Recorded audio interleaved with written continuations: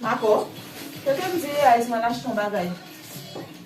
Oh, ça, c'est là. Dias beleza, Qui c'est là? vai que vai eu vou no velho lá com bagaio. Os homens não trabalham que esse bairro lá. Boa filho. Boa filho. Dias beleza. Não, manda eu vou te dizer. Uma focada sossegada reais na sua. Não, pas quand eu vou te dizer.